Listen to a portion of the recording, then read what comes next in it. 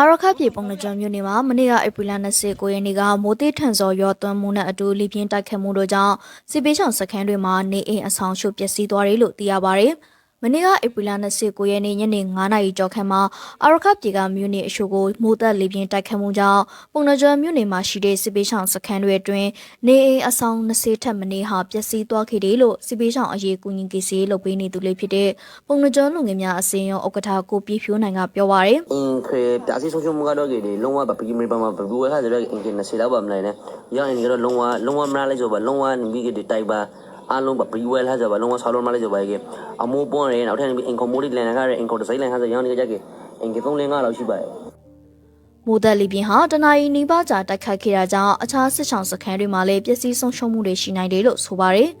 ပုံနှကြမြို့နယ်ကစစ်ပေးဆောင်စခန်းတွေမှာဆောက်လုပ်ထားတဲ့နေအိမ်တွေဟာဝါဒနိမိုးတွေနဲ့သာဆောက်လုပ်ထားတာကြောင့်မိုးဒဏ်နဲ့လီဒဏ်ကိုမခံနိုင်ပဲပုံမိုးပျက်စီးလွေနေတာလည်းဖြစ်ပါတယ်။လက်ရှိမှာနေအိမ်အဆောင်တွေပျက်စီးသွားကြတဲ့စစ်ပေးဆောင်ပြည်သူတွေဟာမိုးရွာချိန်မှာနေရာထိုင်ခင်းမလုံလောက်ခြင်းအိတ်ဆရာနေရာမရှိတာတွေကိုကြုံတွေ့နေရတယ်လို့ကိုပြည့်ဖြိုးနိုင်ကဆိုပါတယ်။အရှိမတော့သူတို့ရဲ့ဒီနင်းချရာဆွေမျိုးဒီပန်းနဲ့ကဲထဲမှာရှိနေတခါတော့